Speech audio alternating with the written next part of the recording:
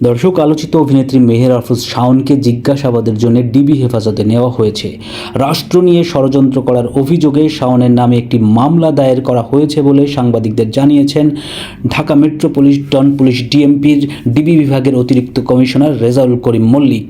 তিনি জানান, 6 ফেব্রুয়ারি সন্ধ্যায় এই মামলায় জিজ্ঞাসাবাদের জন্য রাজধানীর ধানমন্ডি এলাকা থেকে শাওনকে ডিবি কার্যালয়ে নেওয়া হয়েছে। দর্শক, সম্প্রতি বিভিন্ন ফেসবুক পোস্ট নিয়ে আলোচনায় ছিলেন এই অভিনেত্রী। এর মধ্যেই তাকে ডিবি কার্যালয়ে নেওয়ার খবর এলো। এদিকে ডিএমপির মিডিয়া অ্যান্ড পাবলিক রিলেশনস বিভাগের উপকমিশনার মোহাম্মদ তালেবুর রহমান জানিয়েছেন, রাষ্ট্রীয় ষড়যন্ত্রে জড়িত থাকার বিষয়ে যে অভিযোগ উঠেছে সে বিষয়ে জিজ্ঞাসাবাদের জন্য শাওনকে ডিবি হেফাজতে নেওয়া হয়েছে। ধারণা করা হচ্ছে তাকে ছেড়ে দেওয়া হতেও পারে অথবা গ্রেপ্তার করা হয় কিনা সেটি জানার জন্য আমাদের অপেক্ষা করতে হবে। সেই পর্যন্ত সাবস্ক্রাইব করে আমাদের সঙ্গে থাকুন।